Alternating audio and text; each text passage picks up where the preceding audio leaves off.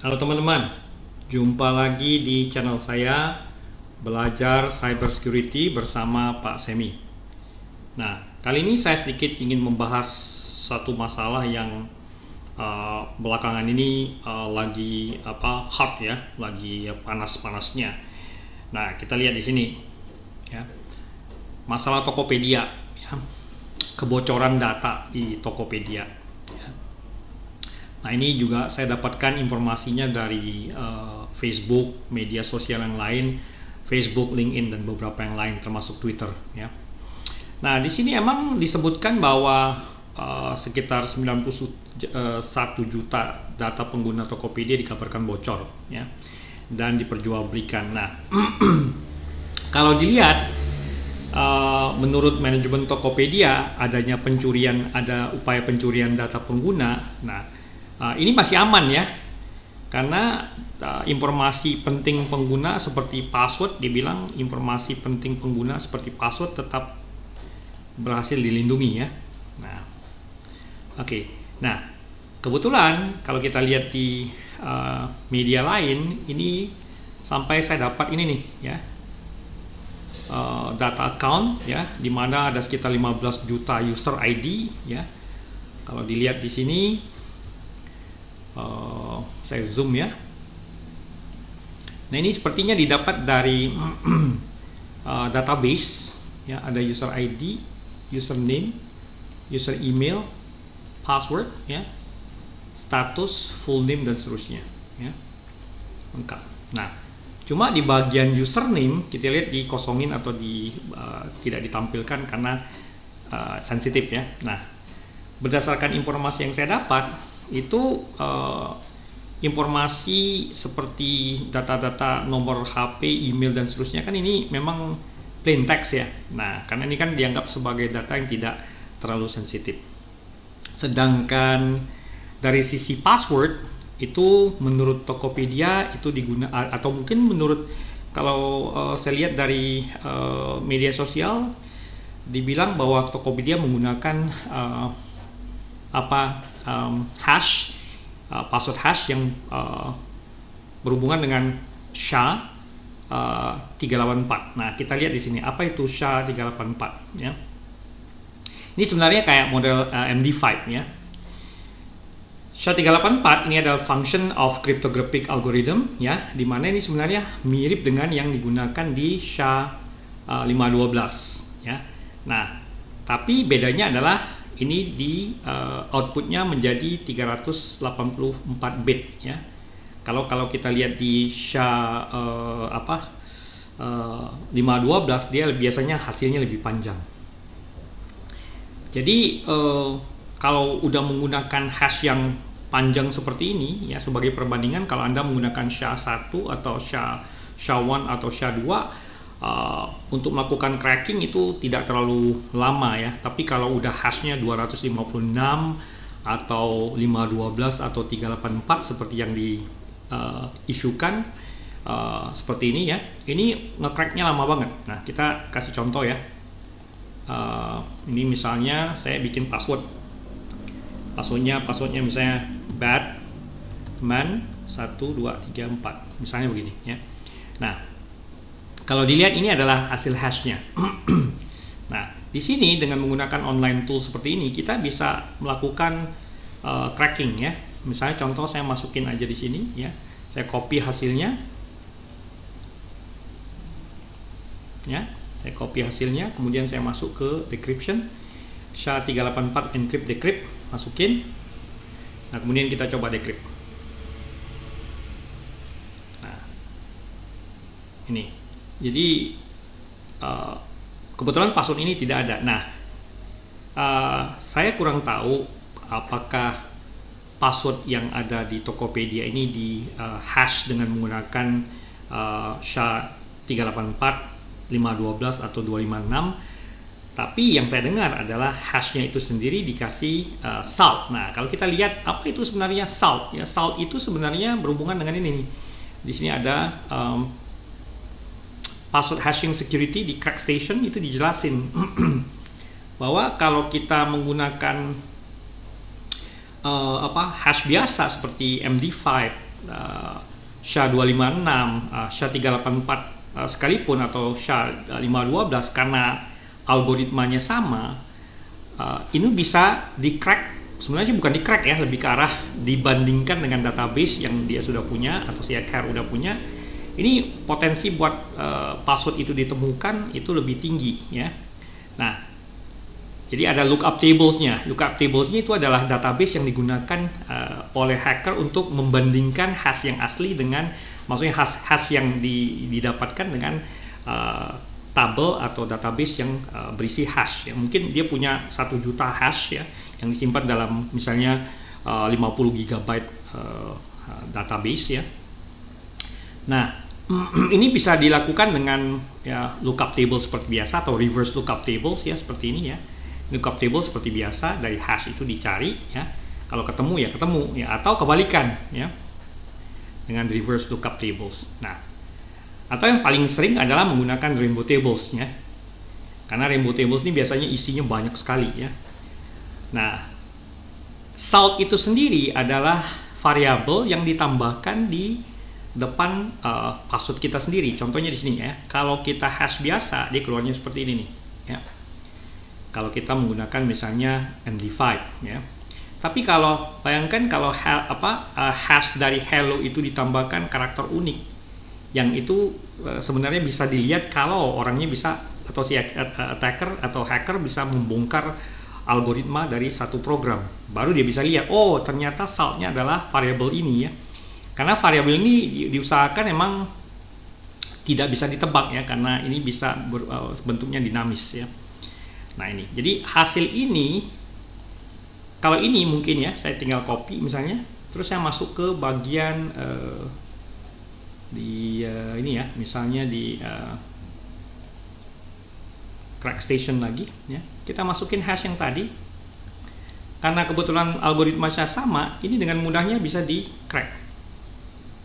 Nah itu kan dapatnya hello. Tapi bayangkan kalau seandainya saya menggunakan mana tadi tuh di Crackstation ya. Nah ini tadi, misalnya saya menggunakan menghash hello ya, ini password saya, tapi saya gunakan karakter unik, yang variabel yang unik di sini. Nah hasilnya kan seperti ini. Ambil aja salah satu ya, kemudian kita coba crack. Bisa nggak nih? Oke. Nah, not found kan? Karena apa? Karena hash ini itu tidak akan pernah ada dalam database-nya mereka, karena database mereka cuma ada hash yang ini ya. Ya, ini yang membuat dia menjadi unik ya. Ada 3 jenis ini contohnya ya. Nah, jadi sebenarnya bisa aja kita menggunakan mungkin yang paling gampang adalah SHA-256 ya, nggak terlalu harus ini, karena emang problemnya adalah kalau kita pakai SHA yang terlalu panjang, itu untuk penyimpanan, media penyimpanan biasanya lebih storage-nya lebih diperlukan, lebih besar ya. Tapi karena kebetulan dia menggunakan misalnya SHA-1 ini, tapi ini tidak disarankan ya, karena emang gampang di crack. Bayangkan kalau seandainya saya menggunakan misalnya SHA-256 terus ditambah dengan hash, itu lebih bagus lagi. Misalnya contoh ini passwordnya tadi hello ya, hello 123 misalnya. Nah ini kalau kita copy, atau hello aja deh ya, ini kita masukkan ke dalam Crackstation ya, ini bakalan ketemu ya, karena hashnya sama ya. Nah kan dapat, meskipun dia sudah SHA-256 ya. Nah tapi bayangkan kalau seandainya saya gunakan salt yang ditambahkan di depan password yang di depan password saya, jadi lebih unik kan. Misalnya contoh tadi nih, dari yang biasa hello ditambah dengan variabel saltnya ya. Nah itu ya. Nah ini jadi ada 2 metode yang bisa digunakan, apakah dengan menggunakan hash yang panjang ya, seperti contoh SHA-256, 384 atau 512, tapi masih tetap bisa di ini ya, karena potensi buat di brute force itu ada. Disarankan adalah pertama menggunakan hash yang lebih panjang, contohnya di hash 256 atau 512 ya. Kemudian ditambahkan salt. Nah, penambahannya seperti ini. Misalnya contoh MD5 ada digabung dengan SHA-1, kemudian jadi MD5 dari hasil SHA-1. Ini contohnya ini ya. Tapi ini dianggap sebagai pure wacky hash function ya. Tidak disarankan menggunakan ini. Ini wrong way of double hashing. Jadi kalau ini kan udah di SHA-1 terus di MD5 ya. Atau kebalikan nih, ada pakai MD5 dari salt kemudian MD5 password. Nah, itu tidak disarankan. Kemudian jadi ini ada the right way-nya, how to hash properly ya. Nah, ini dijelaskan bahwa kita sebenarnya harus menggunakan metode supaya password cracking itu lebih susah ya. Misalnya dengan menggunakan cryptographically secure pseudo random number generation atau CSPRNG. Jadi random variable itu yang digunakan sebagai salt ya. Jadi nggak bisa pakai static character ya. Nah, ini juga dijelaskan bahwa salt also needs to be long so that there are many possible salt ya. Nah, itu. Jadi kita bisa lihat best practices dari penggunaan hash di sini ya. Websitenya Anda bisa lihat sambil pelan-pelan dipelajari ya. Jadi disarankan adalah menggunakan password hashing ya. Contohnya pakai SHA-384 atau 512 yang tadi ya. Contohnya di sini kita coba crack tadi. Terus untuk saltnya diharapkan bisa menggunakan variabel yang lebih random dan panjang. Jadi possibility buat kemungkinan untuk melakukan cracking dengan menggunakan berbagai cara, contohnya tadi rainbow table, reverse lookup atau lookup tables itu lebih susah ya. Bukannya nggak bisa di crack ya, masih bisa di crack atau masih bisa ditemukan, tapi ya panjang waktunya, bisa bertahun-tahun ya. Karena emang pertama dari sisi ininya sendiri, dari sisi panjang hashnya sendiri udah panjang, misalnya 384 ya. Kalau di sini kan ya, di sini jelasin bahwa function sama, truncated to 384 bit. Bayangkan kalau saya pakai 384 bit atau bahkan 512, saltnya bakalan panjang sekali ya. Kita bisa coba kalau pakai 512 tadi hello bisa lebih panjang. Nah, ini ya, ini lebih panjang. Oke. Nah, ada banyak website yang bisa membantu Anda. Contohnya di sini ada hashkiller.io yang bisa melakukan cracking terhadap berbagai jenis hashes ya. Atau bahkan mereka punya daftar hash yang sudah pernah di-crack ya. Ini uploaded. Jadi kita bisa masukin juga apakah contoh password yang kita dapat apakah bisa di-crack atau tidak ya. Nah, bisa lihat di sini ya. Ini juga banyak untuk cracker ya. Dia bisa bantu, misalnya contoh tadi saya tadi copy, bisa masuk ke sini untuk decrypt. Tinggal masukin, dia otomatis akan mendeteksi ini jenis hashnya apa ya. Tinggal kita masukin captcha aja.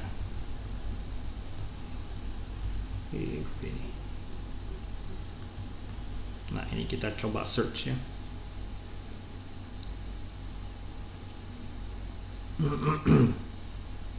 Ya, ada beberapa website yang bisa Anda gunakan. Misalnya contoh di sini hashes.com, hashkiller.io, crackstation ya. Kemudian ini Anda tinggal search saja hashes, dia akan keluar banyak ya dari hasil pencarian Google ya. Silakan Anda gunakan, bahkan Anda bisa mendownload ini nih MD5 SHA-256 word list yang biasanya digunakan oleh hacker untuk melakukan cracking ya. Termasuk di sini juga ada nih, di sini ada word list download ya. Nah, kita bisa gunakan ini ya. Oke. Jadi meskipun data-data seperti ini ya, itu dianggap sebagai PII, Personally Identifiable Information, yang kalau digabung itu bisa digunakan oleh hacker buat melakukan tindak kriminal macam-macam ya, bisa identity theft dan sebagainya. Meskipun passwordnya ini misalnya yang saya tampilkan di sini nih, misalnya contohnya di sini adalah misalnya dia pakai SHA 384 ya. Tapi kalau ditanya apakah masih bisa di-crack, ya masih bisa, tapi ya butuh waktu yang lama. Makanya di forum saya dengar bahwa si hacker yang membobol Tokopedia ini minta bantuan hacker lain untuk melakukan cracking ya. Dia cuma bisa masuk. Jadi kalau ditanya bagaimana cara masuknya, ya panjang sih ceritanya ya. Anda harus belajar vulnerabilities ya, hacking ya. Bisa jadi kalau dilihat ini adalah kemungkinan besar dari aplikasi dari Tokopedia, ada bagian dari aplikasi atau bagian fungsi, ada salah satu fungsi dari di Tokopedia yang rentan dan itu disalahgunakan atau dipergunakan oleh hacker untuk mengambil data ya, yang kemudian digunakan untuk diperjualbelikan ya. Kemudian kalau ditanya bagaimana bisa dapat data ini, banyak cara sebenarnya, karena dari sisi hacking, web application hacking itu seninya luar biasa ya, dalam banget. Bisa dari attack seperti SQL injection, cross-site scripting, cross-site request forgery, dan beberapa yang lain ya.